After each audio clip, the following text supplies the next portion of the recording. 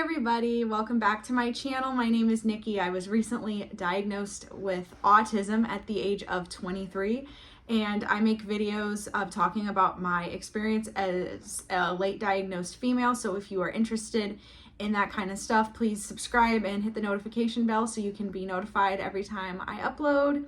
And yeah, let's go ahead and get into today's video. So today's video is going to be me talking about my experience getting formally diagnosed with autism a couple months ago. So I'm just going to be talking about what the process was like, just briefly summarizing what everything was like. I will let you guys know what pricing, like what I was charged for this and that sort of thing. And if you have any questions about anything, please comment down below, and I will do my best to get back to you and answer whatever questions that I can. So before I get further into this video, I just want to say, if you haven't already watched my very first video on this channel, which is titled like something along the lines of counting down to high school graduation, made me realize I was autistic. And then if you haven't watched my video talking about me getting fired from my first job out of college, if you haven't watched both of those videos, I would highly recommend that you pause this video and go watch those two, and then come back to this video when you are done, because those two videos are going to provide a little bit of background information as to why I decided to pursue a formal diagnosis. The first video is more about me self-diagnosing, and then the second video of me getting fired was about me kind of experiencing like not being able to have accommodations in the workplace, discrimination, that sort of thing. And so that is what ultimately made me realize that it's probably a good idea to pursue a formal diagnosis, because I will say, for a while, I didn't think that I was going to get a professional diagnosis.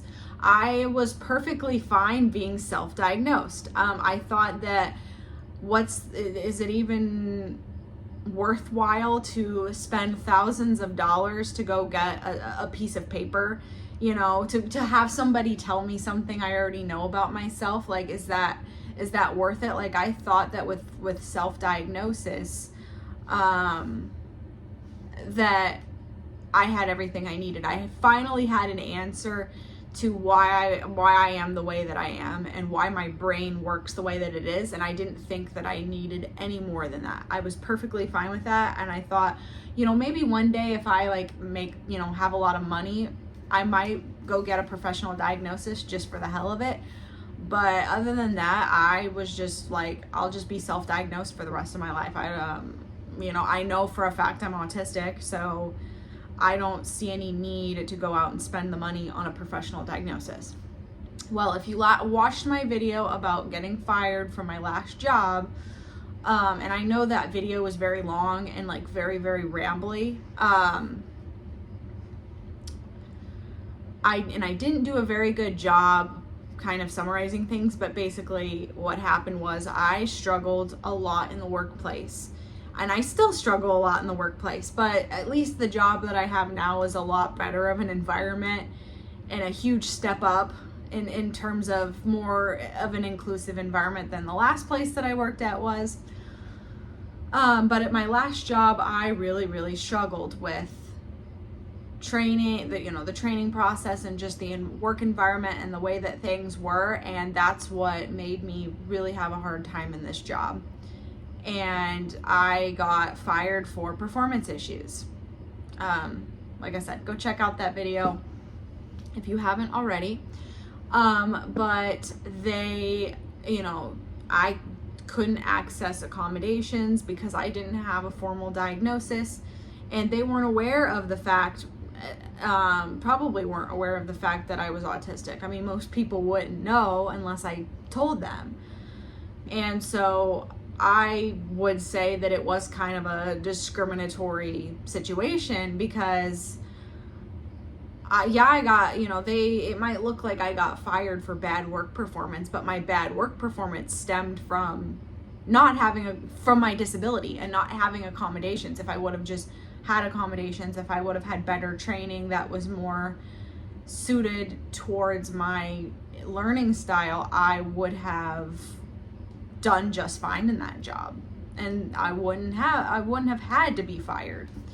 But yeah, so that I went through that last summer, and I started a new job. Like, I was offered a new job literally a week after I got fired. So I started a new job, and I thought everything was gonna be rainbows and sunshine because I had another job now.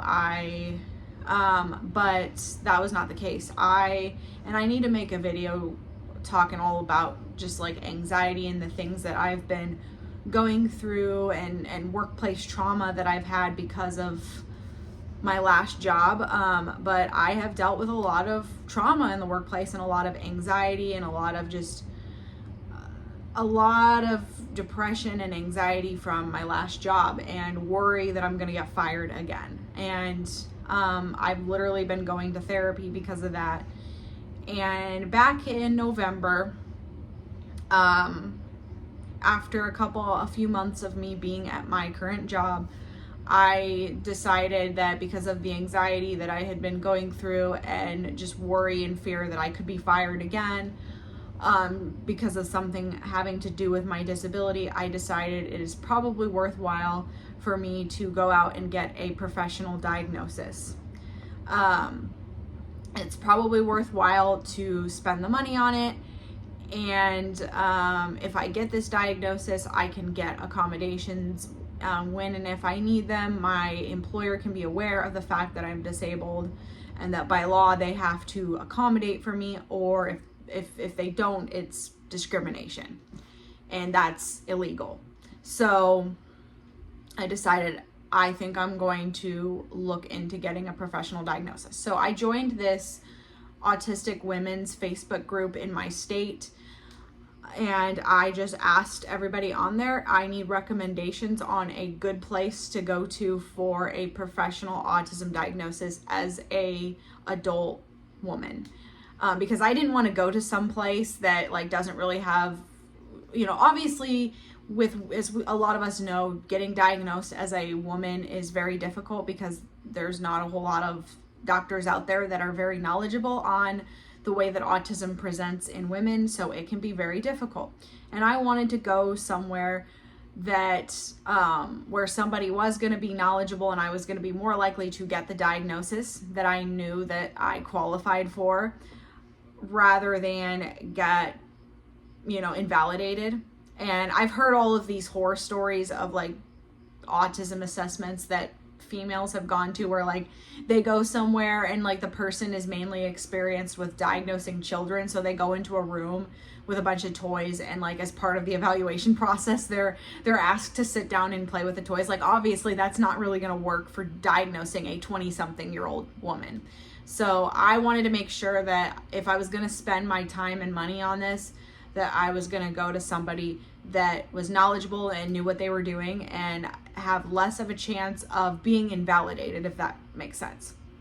And so everybody in this Facebook group all recommended the same woman. I will go ahead and say who she is. It's Dr. Diane Marty, based out of Lincoln, Nebraska.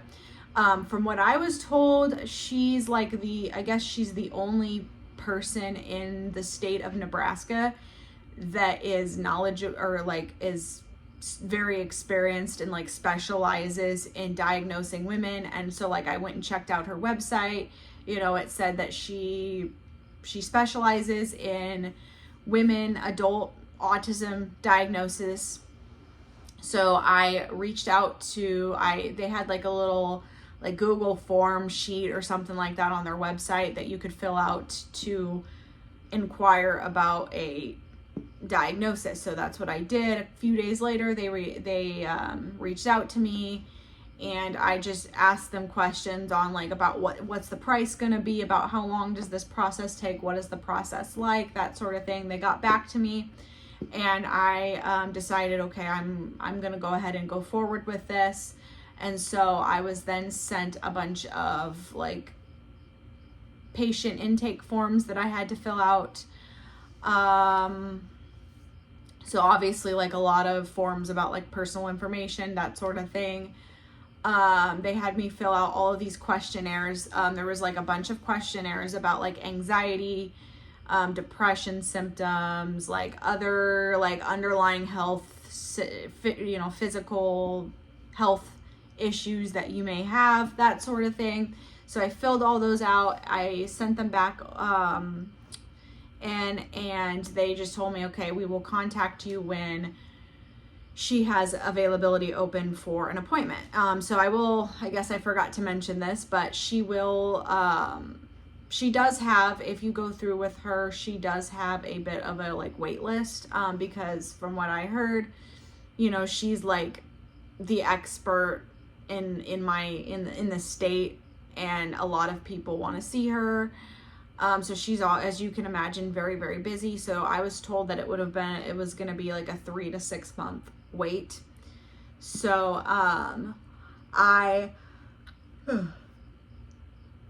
okay.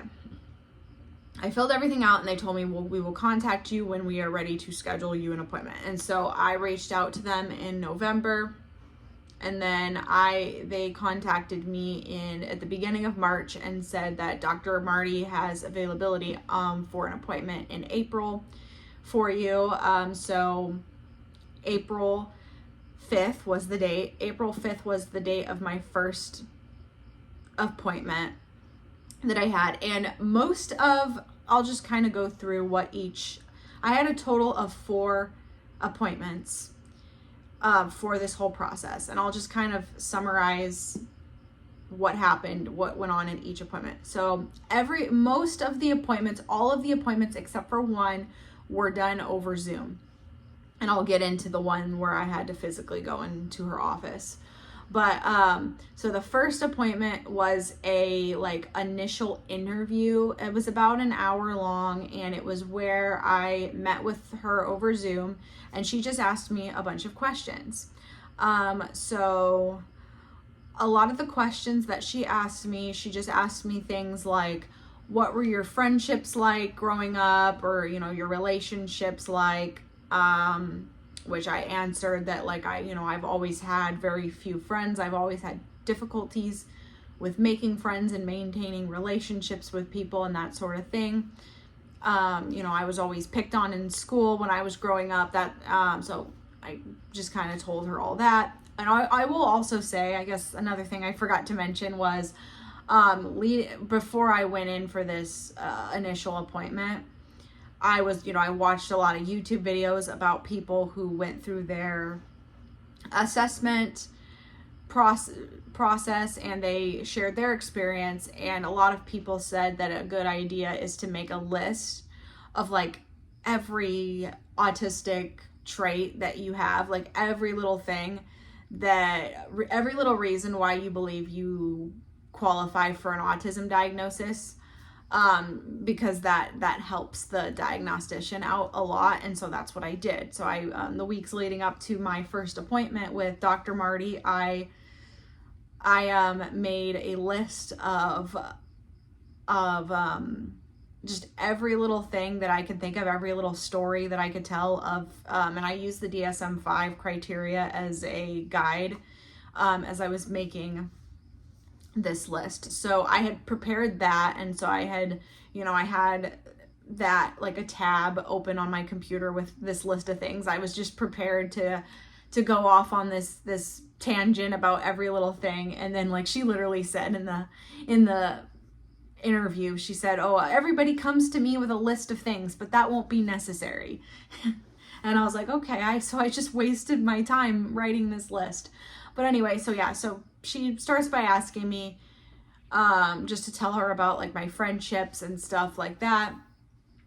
And then another question she asked me was to tell about any special interest that I have. So I just talked about how I am, obsessed with cats. I told a bunch of facts about cats. I told the story of how we got my cat when I was 4 years old.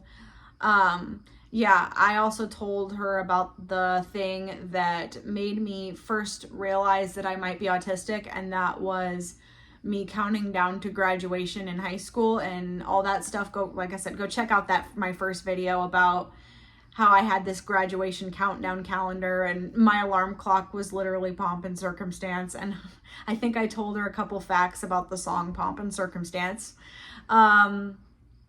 I told her that I had this hyperfixation on counting down to high school graduation, and that's what made me first realize that I might be autistic, and what made me start to look into the fact that I could be autistic. So I told her about those things, and then another question she asked was about sensory issues. So I told her that I'm tired. I told her some stories about how, like, I don't really like loud noises very much. I told her about the time that I skipped school in preschool because we had a fire drill.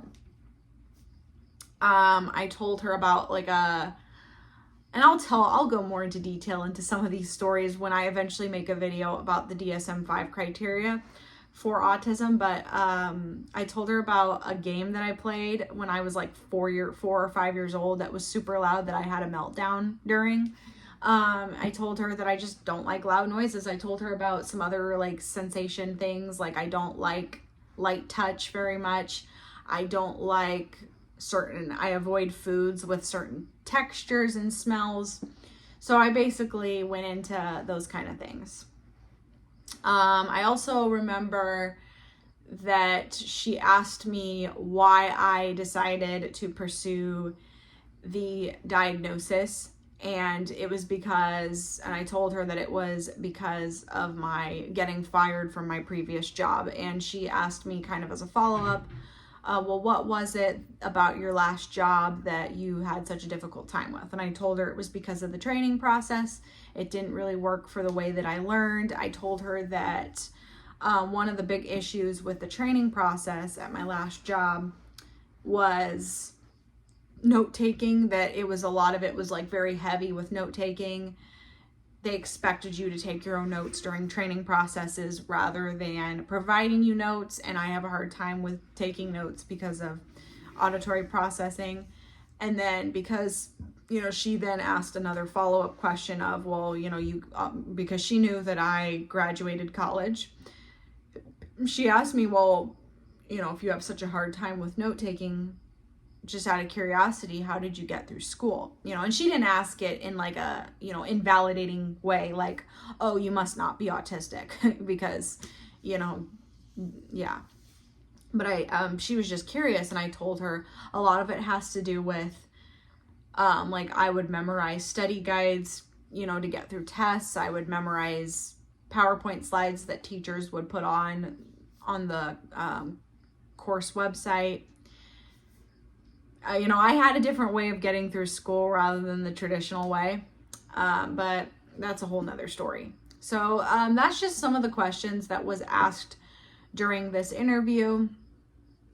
And then after this session, she sent me several assessments that needed to be completed.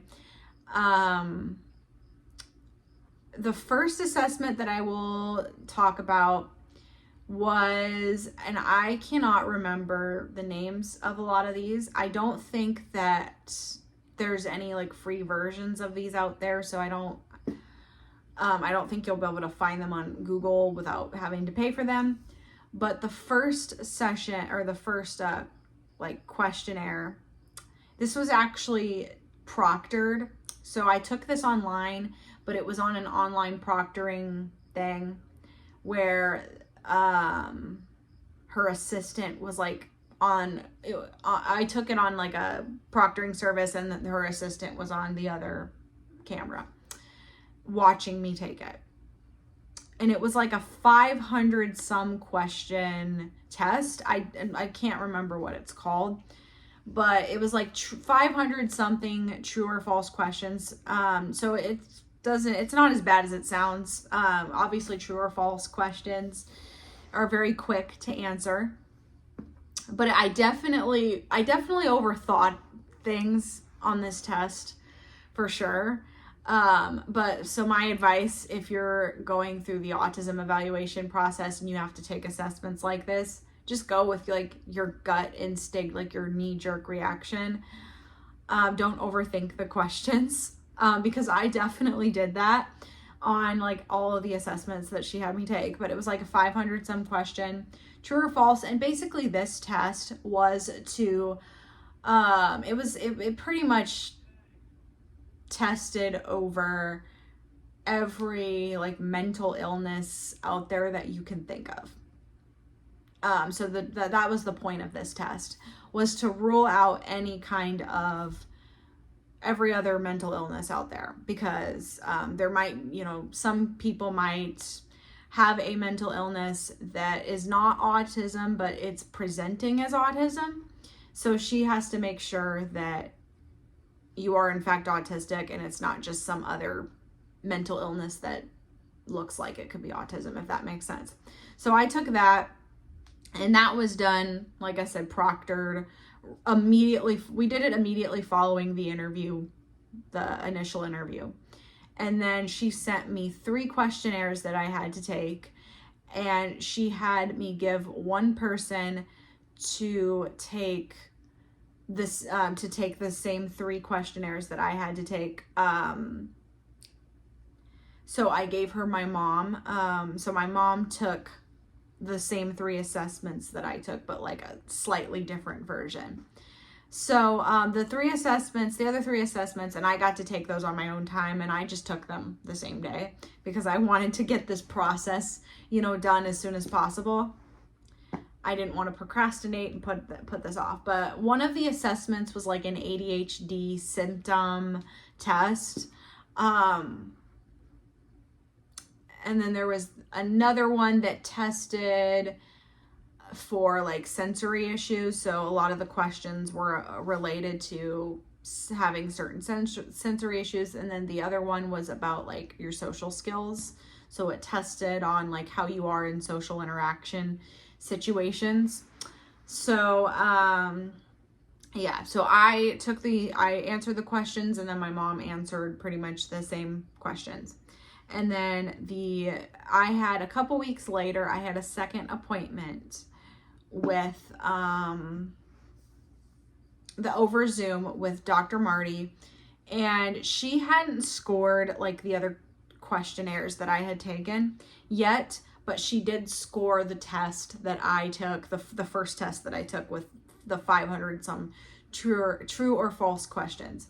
So we had a Zoom meeting to discuss the results of that test. And so basically she went over that and told me that my response to my score on the test was, what's the word?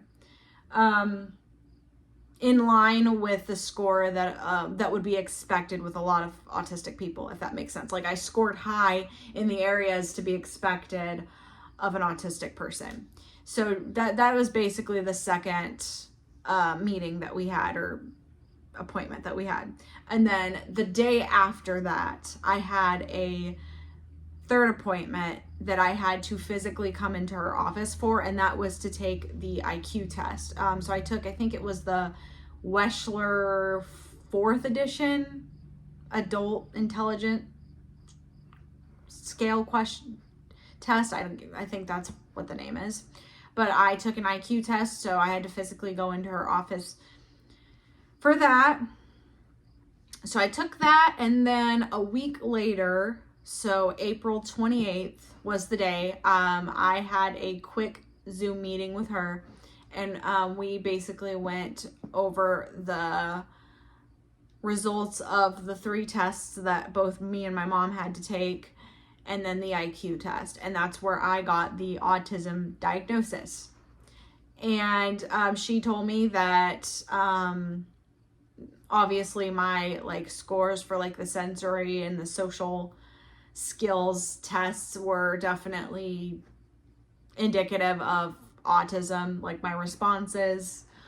And the other thing, I will talk about the IQ test, because I scored a lot lower than I thought. My overall score was 88 on the IQ test, so I have an IQ of 88.